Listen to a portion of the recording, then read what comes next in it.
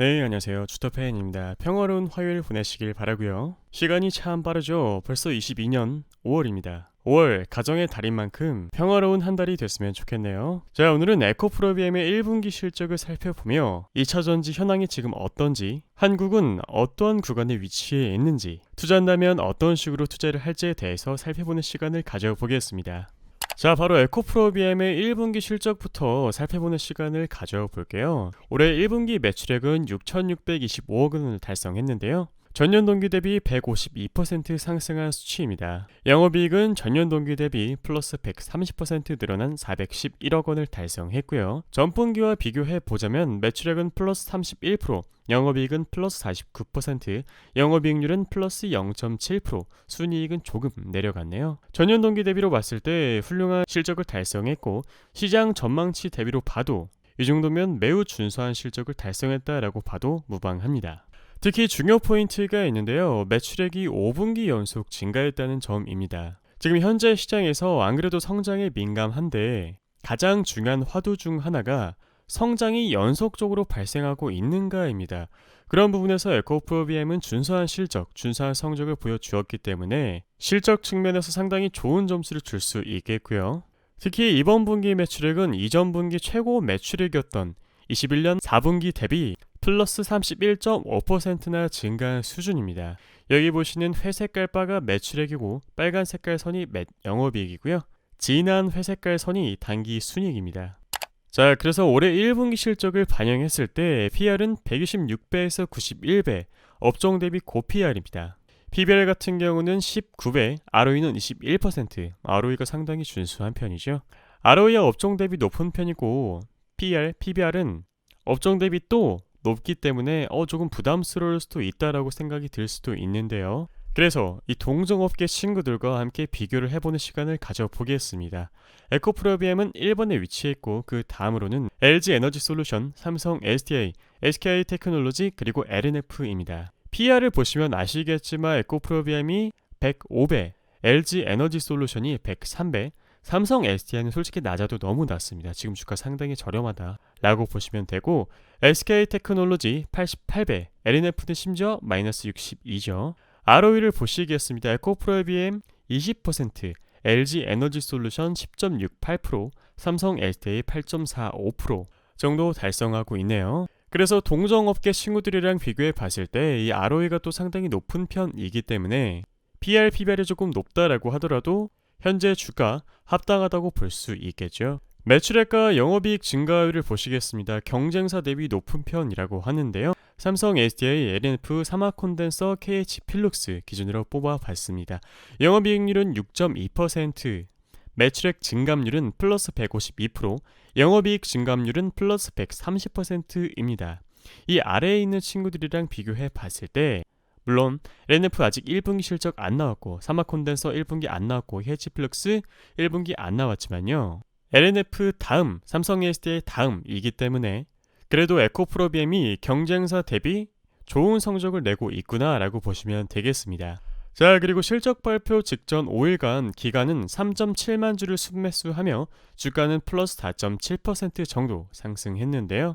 외국인 순매매량 보시면 아시겠지만 매도량이 더 많고 매수량은 별로 없습니다. 지금 환율이 워낙에 높기 때문이죠. 기간 순매매량 보시면 아시겠지만 역시 그렇게 크게 미동 없는 편이고 그냥 잔 진동 정도라고 보시면 되겠습니다.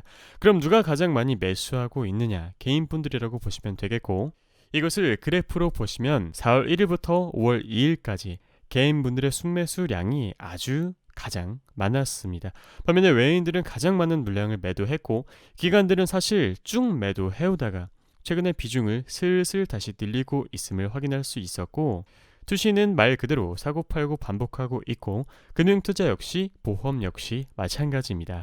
개인분들의 물량이 상당히 많은 편인데 주가가 막힘없이 쭉쭉 올라가려면 적어도 외인이나 기관에 괄목할 만한 정도의 순매수가 필요하다는 점, 특히 현 시장에서는 주도주차의 매수가 필요합니다. 2차전지 월간 데이터를 살펴보시겠습니다. 부재, 원가 상승에도 끄떡없네 라는 것인데요. 2차전지 공급량은 3월 전년 대비 77% 증가했습니다. 중국 회사의 약진이 크게 돋보였는데요.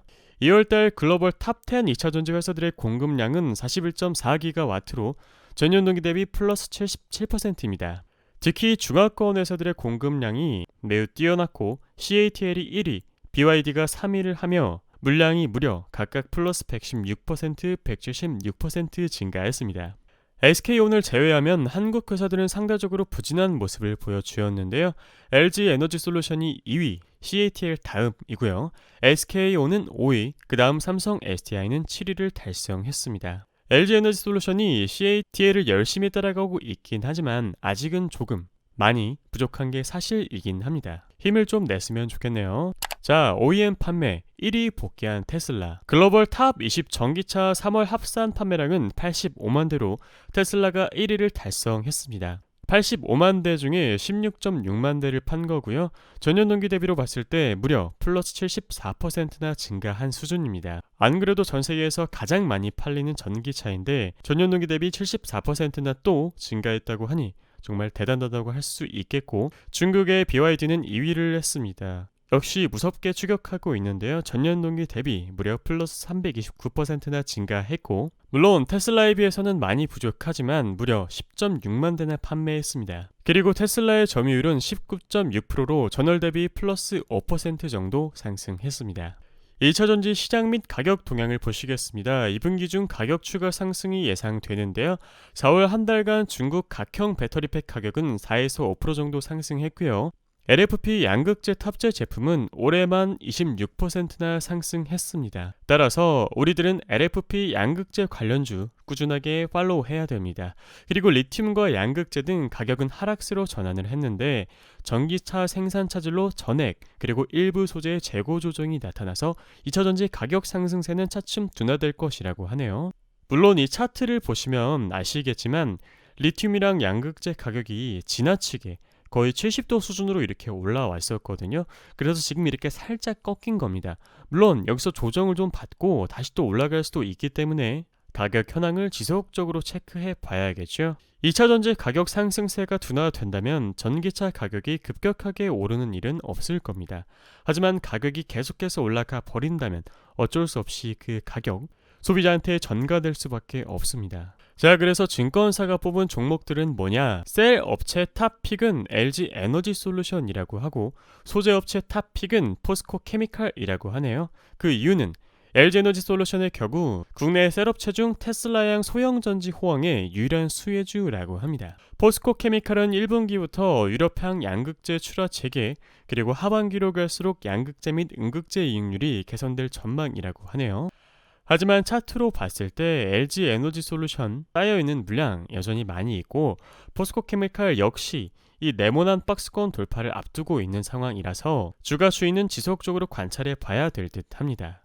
자, 제가 좋아하는 미래에셋 김철중 연구원님이 이야기해주신 데이터입니다. 현재 한국 배터리 업황 개선 구간에 진입했다라고 하는데요. 특히 원가, 판가 연동이 되어 있는 양극재 업체들은 P와 Q 상승 효과를 동시에 누리고 있습니다. P는 가격, Q는 수량이죠. 이 효과를 동시에 누리고 있다니 양극재 업체들의 주가 상황이 상당히 긍정적이라고 할 수 있겠죠. 그래서 미래에셋에서 커버하고 있는 양극재 업체들의 목표 주가 그리고 상승 여력은 아래와 같다고 합니다. LNF는 36만원, 에코프로비엠은 69만원, 코스모 신소재는 7.3만원이라고 하는데요. 이따가 차트를 살펴보겠습니다. 현재 주식 상황에서 주가는 유동성 혹은 성장이라는 포인트로 올라가거나 내려감을 반복하고 있죠.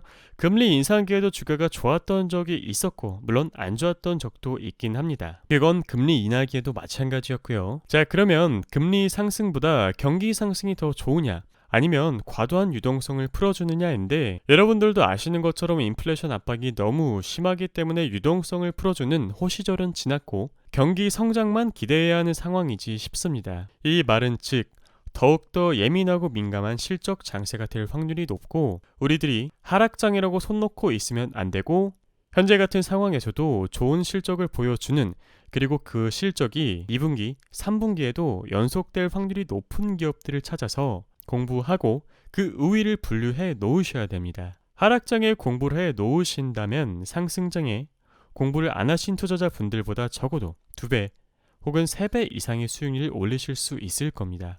자, 가장 중요한 시세의 등락, 에코프로비엠의 일봉을 살펴보겠습니다. 제가 예전에 에코프로비엠 주가 앞으로 이렇게 됩니다 라는 동영상을 찍어서 올려드린 적이 있었는데요. 두 번째 지지선 29만 4,600원 제시해 드렸었는데 여기에 정확히 닿고 오늘날의 가격까지 무려 플러스 66%나 상승했습니다. 물론 여기서 진입해가지고 오늘날의 가격까지 주식을 계속 가지고 있어야 한다는 전제가 붙어야겠죠. 자, 에코프로비엠의 한 차례 강한 상승이 있고 나서 저는 매수 경쟁에 참여하기보다 여러모로 리스크가 적은 눌림목에서 매수하기를 권유드렸었습니다. 그 지지 가격 40만원부터 43만 300원으로 제시드렸었는데 실제 43만원 근처에서 강한 반등 나와서 하루 이틀 3일 4일 연속 상승했죠. 이 지점으로부터 이 지점까지 현재 플러스 13%이고 여기 도달한 후에 주가가 밀렸던 거 확인하셨을 겁니다. 그 이유는 주요 매물대 그리고 주요 저항 밴드이기 때문인데요. 48만 6,900원부터 50만 5,100원입니다. 이 구간을 돌파하기 위해 강력한 거래량이 필요하고 보다 더 큰 호재가 필요한 상황인데요. 내일 크게 상승이 나와서 돌파를 할 수도 있고 혹은 저항에 밀려서 하락을 할 수도 있습니다. 만약에 하락한다면 역시 해당 가격대를 지지밴드로 잡고 신규 매수를 들어가 보시면 될 것 같고요. 만약에 상승을 해버린다면 여기 제시드린 저항 구간은 신규 진입 구간이 되는 겁니다. 다만 상승하고 지지 받음을 확인하시고 들어가야겠죠. 여기서 지지를 받는다라고 하더라도 56만 3천원은 꽤나 강력한 저항선이기 때문에 에코프로비엠을 가지고 계신 분들이라면 해당 가격대에서 1차 매도를 권유드리고요. 증권사 목표가는 69만원이라고 하는데 69만원에 도달할 때까지 무조건 기다리는 전략보다는 적어도 65만원부터 67만원 즈음에서 분할 매도로 수익을 실현하시는 게 이성적인 전략이라고 할 수 있겠습니다. 증권사에서 목표가가 나오고 혹은 제가 가끔씩 목표가를 제시해드리곤 하지만 주식이라는 게 대부분의 사람들이 같은 가격을 보기도 하고 혹은 알고리즘화된 프로그래밍이 이 근처에 갔을 때 자동으로 매물이 출회되게끔 설계되어 있기 때문에 항상 머리 끝에서 팔려고 하시는 전략보다 이 어깨 근처에서 팔려고 하시는 전략을 사용하시기를 권유드립니다. 저 같은 경우는 항상 지지밴드에서 매수하고 저항에 가면은 주가를 관찰하다가 밀리면 매도하는 편입니다. 물론 더 가지고 있으면 더 큰 수익이 날 수도 있지만 내 생각과 다르게 주가가 흘러갈 수도 있잖아요. 손실은 더 커지기 전에 이 애매할 때 끊어내는 게 낫습니다. 저 같은 경우는 장기 투자 계좌가 따로 분류가 되어 있고 단기 혹은 스윙 투자 계좌가 이렇게 분리가 되어 있는데요. 하락장에 느끼는 인간의 스트레스가 얼마나 큰지 알기 때문에 그냥 주기적으로 장기 투자 계좌 같은 경우에는 단기 등락의 공포를 이겨내기 위해 그냥 기계식으로 적당한 가격대에서 분할 매수를 하는 편이고 스윙 혹은 짧게 투자하는 계좌는 그날 수익을 끊어내거나 제가 제한할 수 있는 손실 범위 안에서는 매우 엄격하게 끊어내고 매우 엄격하게 수익 실현을 하는 편입니다. 특히 지금 시장은 여러분들도 아시는 것처럼 완만하게 이렇게 올라가는 시장이 아니라 위아래 변동성이 상당히 심한 시장이기 때문에 이런 시장에서는 더욱이 특히나 예민하게 그리고 민감하게 반응해 주셔야 오히려 올바른 단기 매매 그리고 본인의 계좌를 지킬 수 있거든요.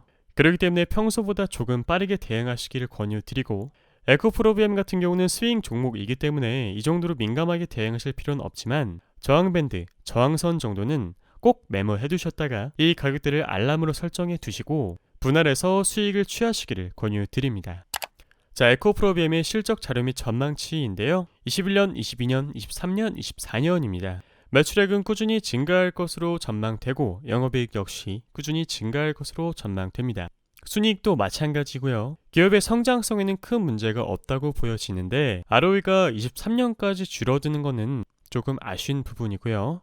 EPS 같은 경우도 21년에서 22년 현저하게 줄어드는 부분이 조금 아쉽다고 볼 수 있겠습니다. 그 이유는 현재 시장에서 이 EPS를 상당히 중요하게 여기기 때문이죠. 그래서 에코프로비엠을 쭉 홀딩하고 계시는 것도 괜찮지만 투자자는 결국에 투자한 돈 대비 후 수익을 가장 높게 취하는 것이 목적이죠. 그렇다면 단기 트레이딩 전략, 시세의 변동을 취하는 그러한 전략으로 접근하시는 것도 괜찮다고 판단됩니다. 시장 상황이 많이 힘들긴 하지만 워렌 버핏은 이러한 시장에서도 기업들을 분할 매수하고 있고 일부 대기업들은 M&A를 하고 있습니다. 모두가 시장을 비관적으로 본다라는 이야기는 그만큼 좋은 기업이 저렴해졌다라는 이야기이기도 하니까요. 시장에서 우리들에게 좋은 근거를 제시해주는 기업들을 꾸준히 찾고 공부하고 관찰하려는 안목을 키우시다 보면 저절로 시세를 내는 종목들을 찾고 수익으로 연결시키실 수 있다고 생각됩니다. 이상 주터팬이었습니다. 감사합니다.